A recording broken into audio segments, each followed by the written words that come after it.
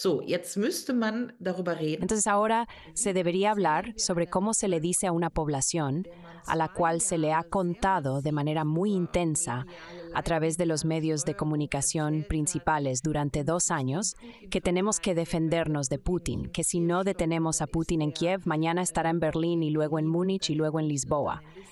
¿Sí? Y en general, que él es un psicópata. A esta población se le tendría que decir, no, el Occidente tiene una corresponsabilidad, esto y aquello fue diferente y así sucesivamente. La pregunta es realmente, ¿se puede hacer eso o la gente quiere creerlo ahora? Kann man das überhaupt oder wollen die Leute das jetzt glauben?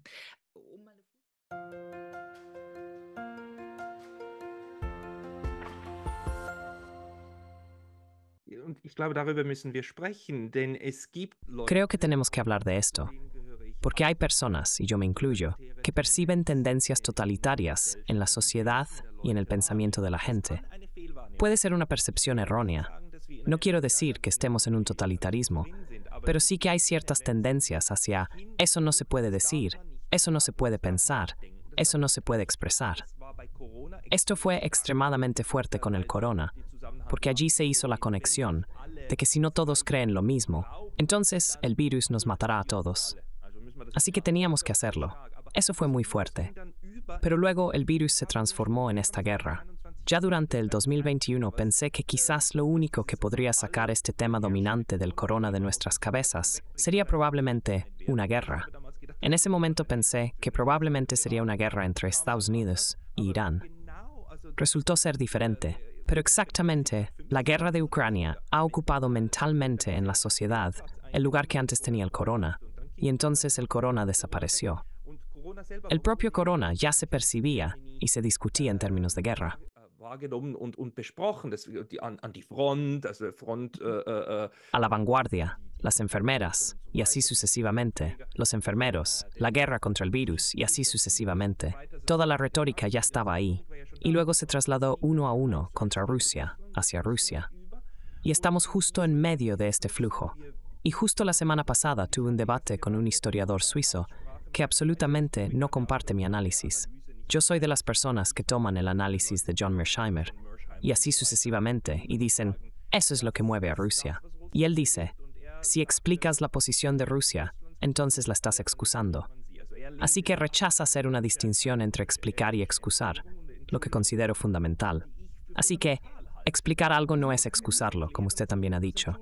¿Y cómo percibe usted que esta restricción y también este paso uniforme de la sociedad no solo ocurre en las instituciones, sino también en las mentes de las personas? nur in den Institutionen stattfindet, sondern auch in den Köpfen der Menschen? Also danke für die Frage. Ich glaube, Entonces, gracias por la pregunta. Creo que ahora realmente estamos llegando al fondo profundo de lo que está sucediendo socialmente.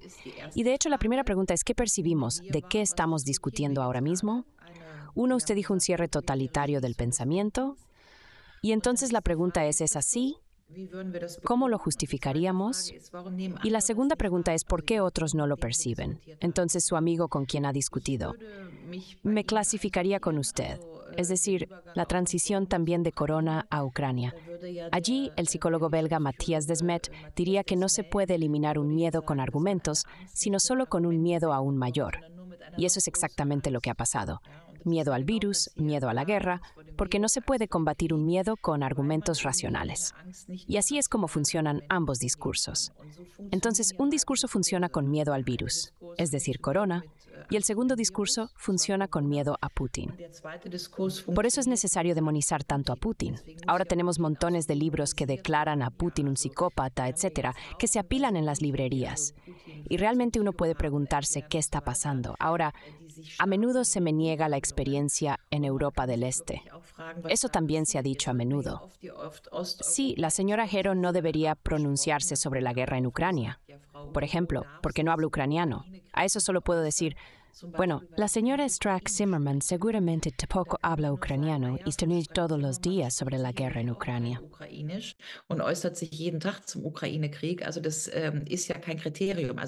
Bueno, eso no es un criterio. Que hayamos llegado a este nivel de discusión ya es problemático. Pero para dejar clara mi experiencia, estuve en Sciences Po entre 1986 y 1988. Es un renombrado instituto francés de ciencias políticas.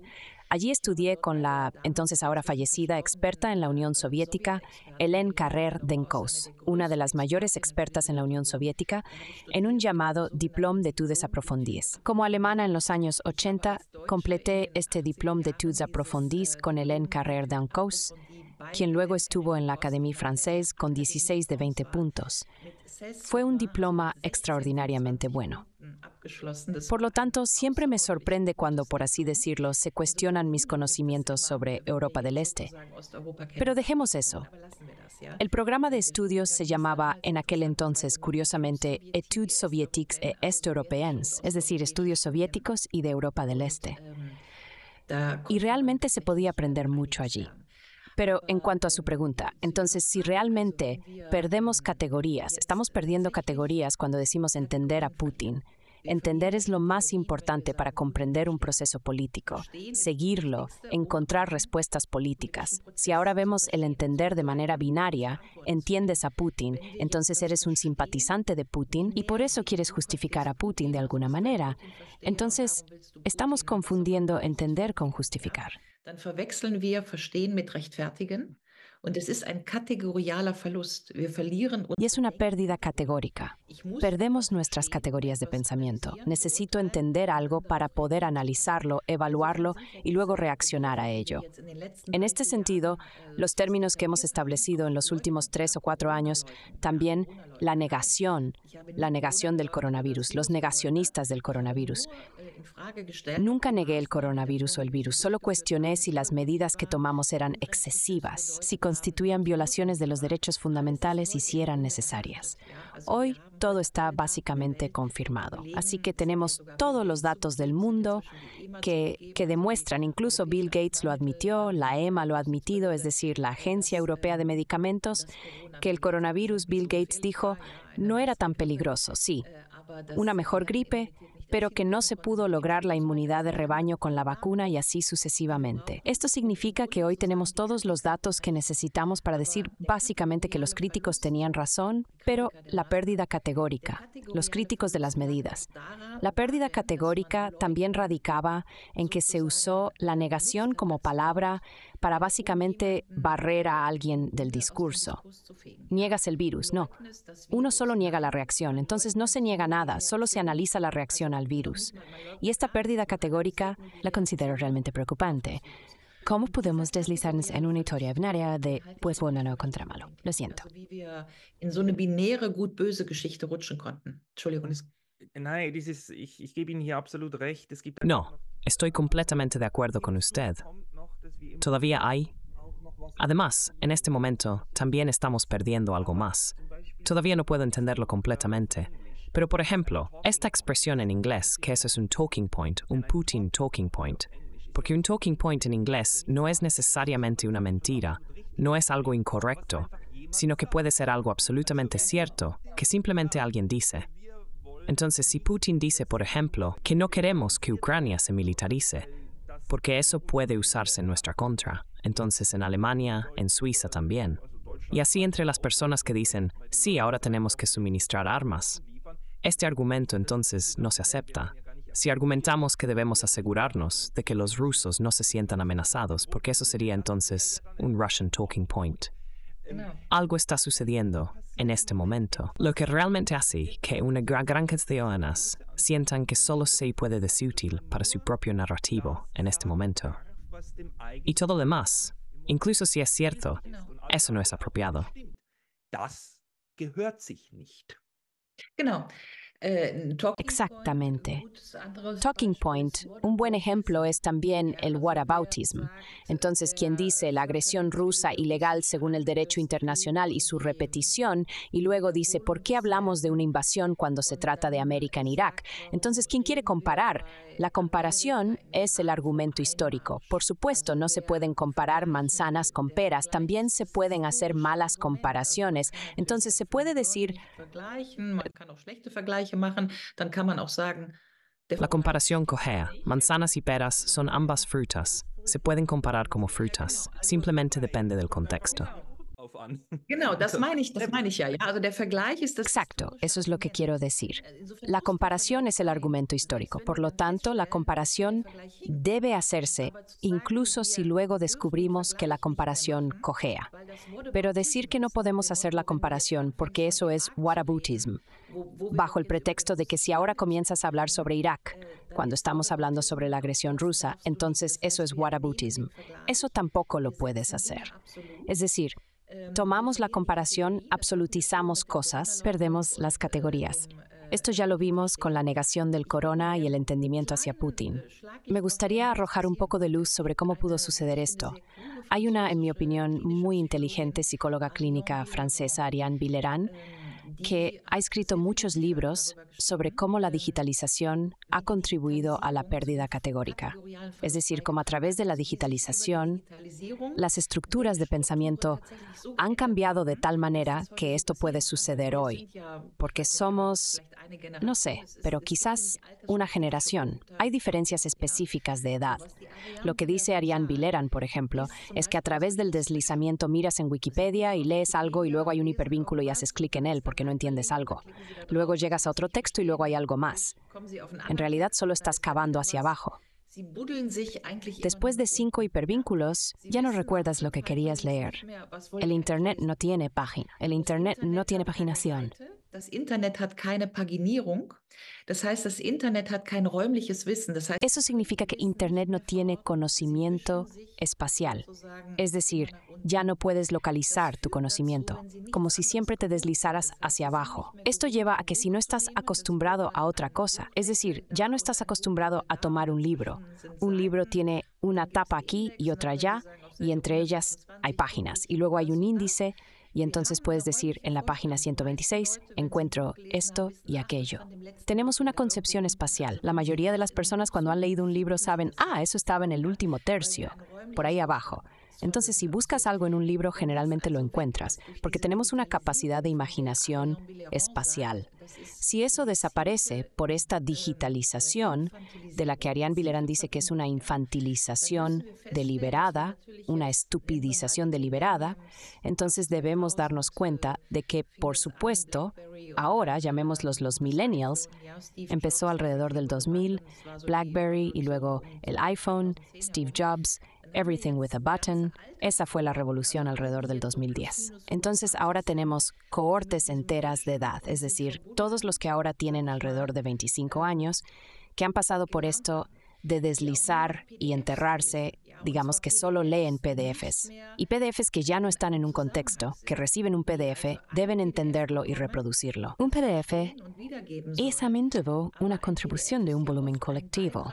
Y en un volumen colectivo hay 10 artículos y unos diferentes de los otros. Ist anders als die anderen, ja? Also mit einem PDF habe ich ja gleich eine Präferenz. Así que al usar un PDF ya estoy estableciendo una preferencia y no digo más. Aquí hay una colección de artículos. Hay tantos artículos sobre este tema, échenles un vistazo, porque estos artículos juntos iluminan el asunto desde diferentes ángulos. Eso significa que todo esto explicaría, según Ariane Billerand, que lo que estamos analizando ahora, es decir, la pérdida de categorías, la fusión de conceptos, entender a Putin, entender no es justificar y todo eso, sí, que eso en realidad son mecanismos neuronales que finalmente tienen que ver con la digitalización. ¿Por qué? Perdemos el espacio, ya lo he dicho. Con ello perdemos la localidad y la paginación del conocimiento. Perdemos, como he dicho, en el caso de la colección de artículos, la contraposición de diferentes perspectivas, una colección con varios aportes, y perdemos el contexto. Entonces, si usted dice, tiene un punto y luego siempre hay un historial y siempre un futuro. Y sabemos, después de todo, que quien no conoce el pasado no puede ubicarse en el presente ni en el futuro, así que necesita la tríada. ¿De dónde vengo? ¿Dónde estoy? ¿A dónde quiero ir? Si le quitas eso porque solo estás en el punto cavando hacia abajo, entonces pierdes el contexto, con eso la historia, con eso la comparación, pierdes las categorías, pierdes el espacio y no puedes más moldear el futuro.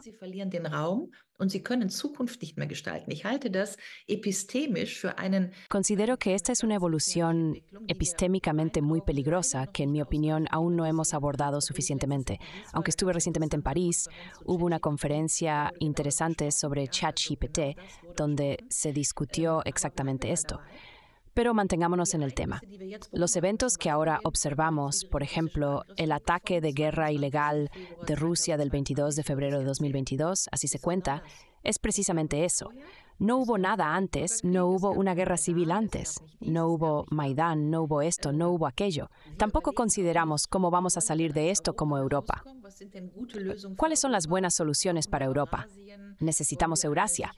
Queremos una arquitectura de seguridad con Rusia, pero solo discutimos el punto de los ataques de guerra ilegales y así sucesivamente. Y de ahí surge un paradigma político.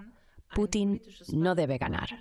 Eso es lo que pasa. Si nos falta la contextualización de la historia y la posibilidad de diseñar un futuro, entonces estamos estancados en ese punto, y eso es totalitario. Entonces, usted preguntó, ¿cómo lidiamos con este totalitarismo? Y yo solo quería describir el proceso que lo hace tan totalitario, porque estamos, por así decirlo, estancados en ese punto. Y entonces se aplica Adorno, porque lo que es no es todo, porque lo que es puede cambiar, lo que es no es todo. Pero si siempre quedamos en ese punto, entonces no saldremos de ahí.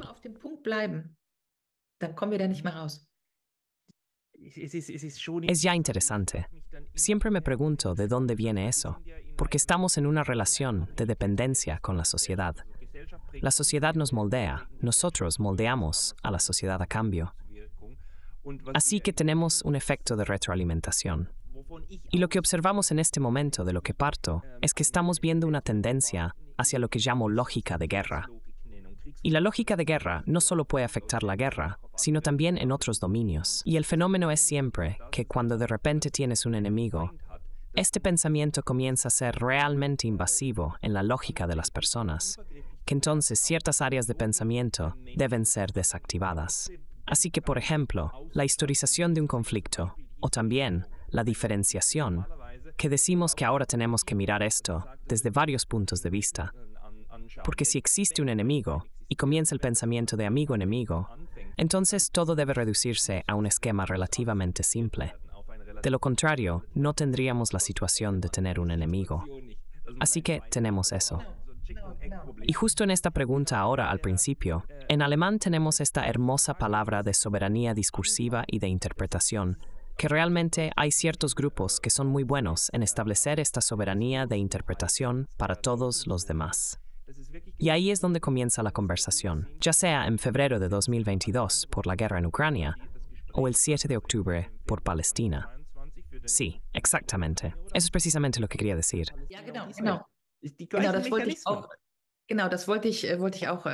Exacto, eso es lo que quería decir. Entonces, es muy análogo. El 7 de octubre, antes el mundo era otro, y el 7 de octubre todo comenzó, y desde ese momento se analiza, y luego solo hay esa única solución política. Y entonces nos falta, por así decirlo, el pasado, la construcción, la historia previa, que es de hecho relevante. Sí, por supuesto que es relevante contar lo que pasó en los días anteriores y así sucesivamente. Entonces, o también en los años anteriores, Maidán, y así sucesivamente, porque ahora se trata centralmente en esta discusión sobre Ucrania, Rusia, por ejemplo, justo sobre esta expansión hacia el este de la OTAN, la promesa. Eso se discute en todas partes.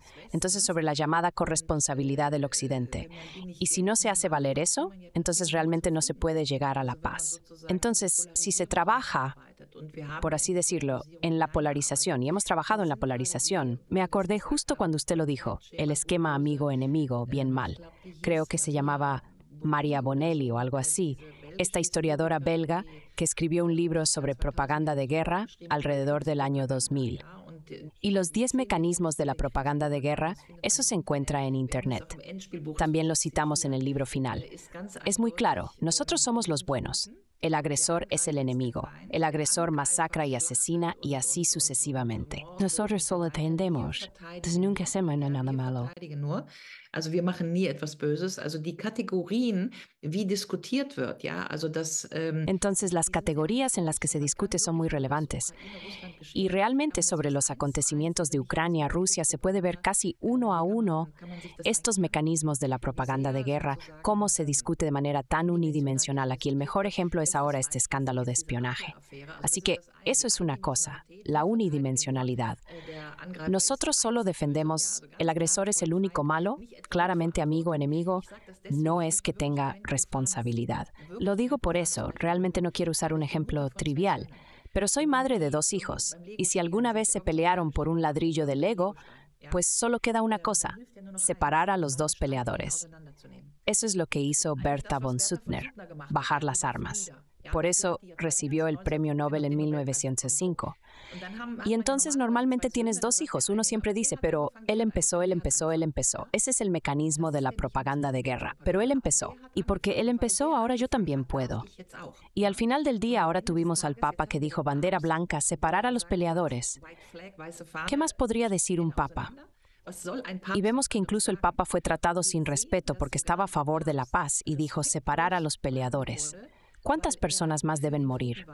Gesagt hat, die Streithähne auseinander, wie viele Menschen sollen noch sterben, ja? Und es ist natürlich eine Verwahrlosung, glaube ich. Sí, y es por supuesto una degeneración, creo, de nuestro pensamiento y en última instancia también de nuestra prensa, que de alguna manera se estigmatiza a aquel que primero quiere separar a los contendientes para seguir con el ejemplo de mis hijos jugando con Lego, que ahora se le condena. Por ejemplo, ayer vi a Karin Miosga en estos nuevos formatos de debate en ARD. Se trataba de la declaración de Mützenich sobre la guerra, que deberíamos considerar la posibilidad de no solo ganar la guerra con más armas, sino también de congelarla. Eso es, en sí mismo, inicialmente una declaración o sugerencia completamente inocente de decir, podemos considerar congelarla, hacer una pausa, detener la matanza. Todo el programa de ayer en ARD se trataba básicamente de cómo Karin Miosga, una periodista alemana destacada, intentaba acorralar a Lars Klingbeil. Es decir, ¿qué es él? Gerente o líder del grupo parlamentario del SPD. Para que dijera que la declaración de Mützenich, la pregunta de si podemos congelar la guerra, era completamente inaceptable. Es decir, este programa tenía, en mi opinión, en mi percepción, un sesgo completo, una dirección completa, una supremacía discursiva, que decía que la declaración de Mützenich no debe existir, porque quien congela la guerra, de hecho, ya está aceptando las ganancias territoriales de los rusos, etc.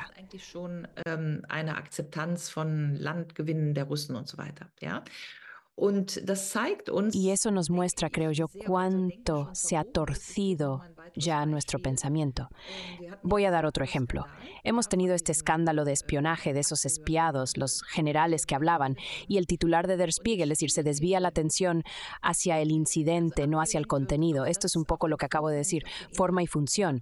En Der Spiegel solo se trataba de cómo pudieron los rusos acceder a ese seminario web, cómo obtuvieron los datos de acceso. En lugar de preguntar qué dijeron los generales alemanes allí, dijeron que tenemos que ver cómo podemos volar esos puentes en Ucrania y hacerlo de tal manera que parezca que no se puede rastrear hasta Alemania. Eso es una declaración impactante.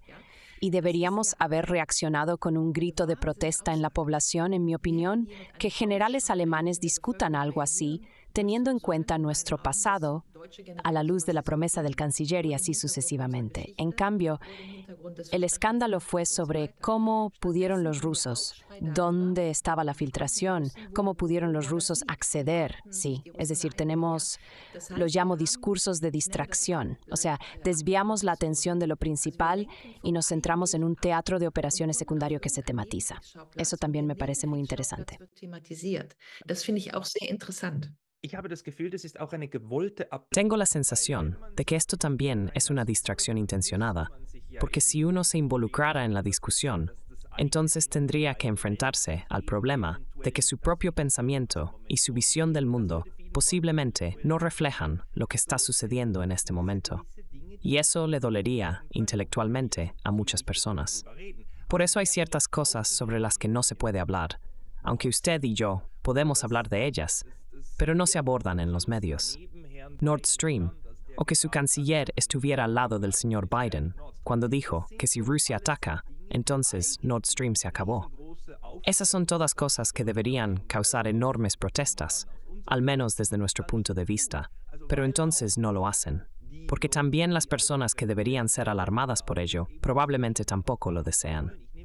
También lo noto frecuentemente en el discurso, que ciertos argumentos o ciertos hechos de lo que ha sucedido en el pasado o incluso en el presente simplemente no se abordan, se omiten, y entonces uno tiene que volver al 7 de octubre o al 24 de febrero y a la ilegalidad, y entonces se repite este argumento de que nosotros podemos porque el otro es malo.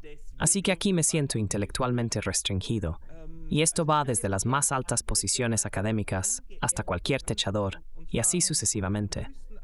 Ahí el pensamiento funciona igual de nuevo. Also danke für die Frage, das finde ich wirklich das Allerwichtigste. Entonces, gracias por la pregunta. Creo que eso es realmente lo más importante, lo que ha dicho al principio de su pregunta. Entonces, tendríamos que admitir que tal vez estamos viendo las cosas de manera incorrecta o creyendo erróneamente, o que estamos siguiendo ciertas cosas también. No recuerdo exactamente cómo lo formuló. Perspectiva. Tendríamos que cambiar nuestra perspectiva. Eso es lo peor de todo. No sé si fue Nietzsche quien lo formuló. Lo peor es quitarles a las personas su fe. No importa si es socialismo o cristianismo, lo que sea, pero si les quitas a las personas en lo que han creído hasta ahora, entonces la mayoría de las personas, así que en esencia lo que las ha sostenido a ellas y a sus vidas. Haré un ejemplo completamente diferente para que quede claro. Conocí a una mujer que trabajaba en la NBA cuando la RDA se derrumbó en noviembre de 1989. Y si usted estaba en la NBA y ha construido su vida durante 30 años creyendo en la grandiosa RDA, y para esta mujer todo estaba bien. Tenía 2 hijos, tenía un salario seguro, tenía una vida estable. Para ella, literalmente, su mundo se derrumbó el día que se dio cuenta por primera vez de que otros veían la RDA de manera diferente y que otros veían en la RDA un estado de injusticia.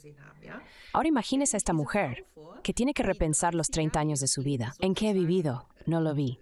Denken muss. Worin habe ich denn gelebt? Warum habe ich das nicht gesehen? Und jetzt stellen Sie sich vor, wir als Westen, der sogenannte... Y ahora imagínense, nosotros como Occidente, el llamado Occidente, tendríamos que ahora, para citar a Mearsheimer, hay también muchos otros, si Kennan también lo escribió, en 2004. Entonces, en realidad, la biblioteca está llena de libros que todos podríamos leer para decir, quizás todo fue diferente. Los preparativos para la guerra de Ucrania, los intereses estadounidenses detrás, Brzezinski. Entonces ahí está realmente explicado de manera extensa y sólida. Podríamos leer todo eso y percibirlo, y si lo hiciéramos, entonces tendríamos muchos argumentos para decir, espera un momento, la historia que se cuenta no es la historia que está sucediendo. Hay otros argumentos, otros hechos también con respecto a Putin. Entonces usted acaba de mencionar el gasoducto, pero por supuesto también se podrían mencionar esas negociaciones de paz en abril de 2022 que ya están, eso ya está documentado por los ucranianos, sí, exactamente. Por eso el general Kujat dice, en esencia, Occidente debe admitir que desde abril de 2022, es decir, las negociaciones de paz fueron boicoteadas por nosotros, por Boris Johnson. El Occidente aún no está listo para la paz, fueron boicoteadas por nosotros. En realidad, el general Kujat recientemente dijo en un programa de Servus TV, desde abril de 2022, Occidente es responsable de la prolongación de la guerra, sí. Ahora tendríamos que hablar sobre cómo le contamos a una población a la cual se le ha dicho muy intensamente a través de control mediático principal durante 2 años que debemos defendernos de Putin. Si no detenemos a Putin en Kiev, entonces estará mañana en Berlín y luego en Múnich y luego en Lisboa. Morgen in Berlin und dann in München und dann in Lissabon, ja. Und überhaupt ist ein Psychopath so. Y en general, un psicópata es así. A esta población habría que decirle, no, el Occidente tiene una corresponsabilidad, esto y aquello fue diferente y así sucesivamente. La cuestión es realmente si se puede hacer eso o si la gente ahora quiere creerlo. Para hacer una nota al margen, no estoy criticando que tengamos violaciones de derechos humanos y también violaciones del derecho electoral en Rusia. Acabamos de tener elecciones, así que vamos a dejar eso muy claro. Estoy analizando aquí, no defiendo a Putin, no me gusta Putin. Sí, él es obviamente un estratega que está librando una guerra de cualquier manera. Tenemos que analizar esto con un vocabulario de intereses muy sobrio, pero de ninguna manera se trata de embellecer a Rusia como una democracia óptima. De ninguna manera se trata de defender a Putin. Para dejar eso muy claro. Pero analizar lo que acabamos de decir, Kissinger, Kennan, neutralidad, los acuerdos de Minsk, la expansión de la OTAN hacia el este, es decir, hacer visible la corresponsabilidad del Occidente, solo eso podría llevarnos, eventualmente, a una posición de negociación. En cierto modo es un poco como en el cristianismo. Señalamos a alguien con el dedo y 3 dedos señalan hacia atrás. Por eso en el Padre Nuestro, perdona nuestras ofensas, como también nosotros perdonamos a los que nos ofenden. Así que llegar al punto en que se ha construido un conflicto en el que ambas partes tienen una responsabilidad, es la única posibilidad de paz. Haben, ist ja die einzige Möglichkeit zum Frieden. So, und da kommen wir aber natürlich im Moment nicht hin, weil wir... Pero por supuesto no podemos llegar a eso en este momento, porque, en mi opinión, tenemos espacios públicos que están literalmente cementados, que también están cognitivamente solidificados, que encajan exactamente en esta polarización del esquema amigo-enemigo, bueno-malo, y porque es así, lamentablemente también hay la sensación de que no podemos salir de este camino. O sea, no podemos salir del camino de bueno-malo. Putin no debe ganar bajo ninguna circunstancia. Es como un auto en la arena del desierto. Si sigues acelerando, solo haces que el auto se hunda más en la arena del desierto, en lugar de al menos decir, podemos apagar el motor. Y eso es realmente peligroso, pero muestra, y eso es lo peor de todo, muestra la ruptura epistémica que tenemos con nuestro propio pasado intelectual. Es decir, que ya no somos capaces, como Olaf Palme, o Willy Brandt, o Egon Bahr, o Kreisky, de considerar al otro, de traer el otro argumento al debate. Y si ese fuera el caso, entonces es lamentablemente una situación problemática. Creo como usted que de eso se trata en este momento, que el Occidente, por así decirlo, como usted ha dicho, lo más difícil es decirle a la población que no todo lo que creen es cierto. Y lo terrible es que en tal momento los argumentos tampoco ayudan más. Quizás me permita decir esta frase. Usted ha hablado de la tubería y así sucesivamente. Lo que estamos haciendo en gran medida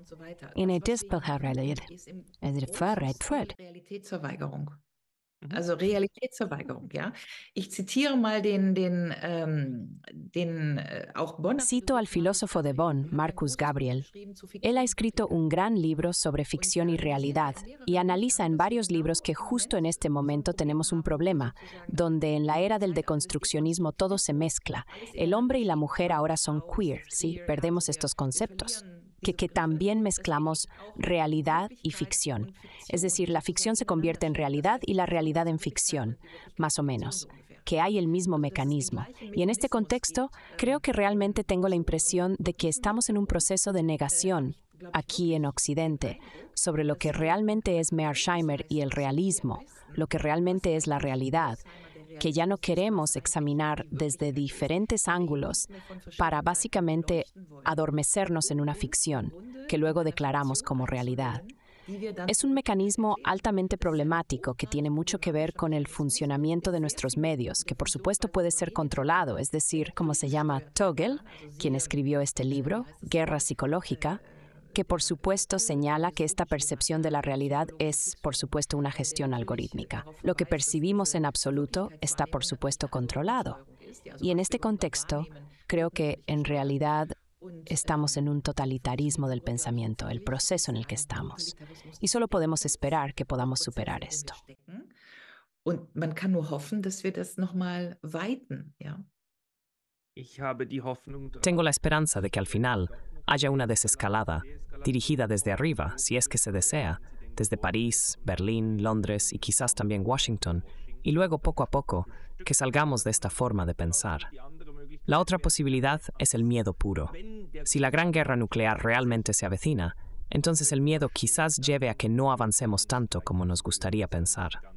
Señora Guerrero, ya hemos superado la hora y quiero agradecer mucho por su tiempo y espero que podamos hablar de nuevo en el futuro, especialmente sobre cómo procederá con sus acusaciones de plagio. Le deseo lo mejor y espero que salga bien de esto y que juntos podamos salir de este totalitarismo del pensamiento. Ja, also ich bedanke mich für dieses Sí, Gespräch. así que agradezco esta conversación, fue realmente muy, muy bonita. Sí, también los caminos que hemos desplegado. Creo que hay, como se dice, mucho espacio para la investigación. Espero que muchas de las preguntas que hemos planteado aquí quizás de alguna manera despierten interés. Quizás deberíamos desarrollar casi un programa de investigación, porque creo que es la pregunta contemporánea más importante que consideramos las estructuras de pensamiento. Estoy de acuerdo. Señora Guerrero, muchas gracias. Muchas gracias. Saludos a Japón. Japan.